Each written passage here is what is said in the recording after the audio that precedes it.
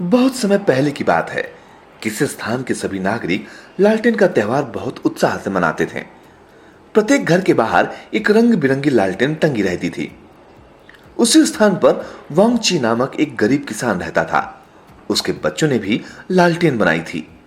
वांगची की पत्नी ने उससे कहा कि वो पहाड़ पर जाकर आग जलाने के लिए थोड़ी सी लकड़ियां ले आए। वांगची ने अपनी कुल्हाड़ी उठाई और खेतों में काम करने के बाद लकड़ियां लेने के लिए चल पड़ा। उसे एक गुफा के सामने एक पेड़ दिखाई दिया। वो पेड़ के पास पहुंचा। गुफा से कुछ आवाजें आ रही थी। गुफा के अंदर जाने पर उसे दो बूढ़े आदमी दिखाई दिए जो शतरंज खेल रहे थे। उनके पास भूरी मिठाई रखी थी जिसे वे खा रहे थे। बूढ़े आदमियों ने वांगची को भी मिठाई खाने को कहा। मिठाई खाने पर वांगची को एहसास हुआ कि अब उसे भूख प्यास नहीं लग रही है। वो खेल देखने में एकदम मग्न हो गया। तभी उसने देखा कि बूढ़े आदमियों की दाढ़ी तेजी से बढ़ने लगी और गुफा के बाहर पहुंच गई। बहुत समय बाद वांगची वहां से वापस लौटा, लेकिन उसके सभी खेत गायब हो चुके थे। उनकी जगह व्यस्त शहर स्थित थे। उसने अपना घर, पत्नी और बच्चों को ढूंढा, परंतु वे भी गायब थे। तब वांगची ने एक बूढ़ी औरत से पूछा कि किसान का परिवार कहां गया। बूढ़ी औरत ने कहा, पहाड़ का जिन्न किसान को ले गया।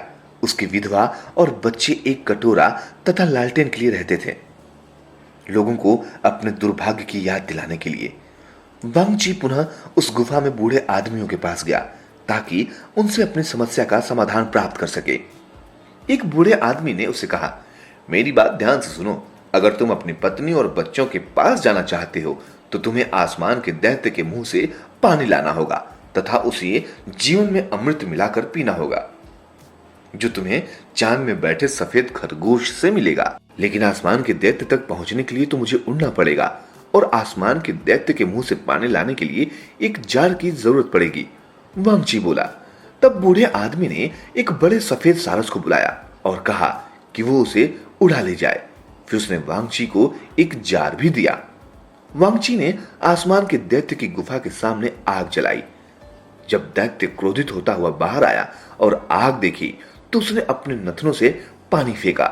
वांगची ने थोड़ा सा पानी इकट्ठा किया और सफेद सारस पर बैठकर जल्दी से उड़ गया। फिर वांगची चांद में बैठे सफेद खरगोश से मिला, जो जीवन के लिए अमृत बनाने में व्यस्त था। जब वांगची ने उसे अपनी पत्नी और बच्चों के बारे में बताया तो खरगोश ने खिड़की खोली तथा उसे उसका परिवार दिखाया। वांगची ने जीवन अमृत में आसमान के दैत्य का पानी मिलाकर पिया। वह तत्क्षण उड़ता हुआ अपने परिवार के पास पहुंच गया और वहां उन्होंने लालटेन का त्योहार मनाया।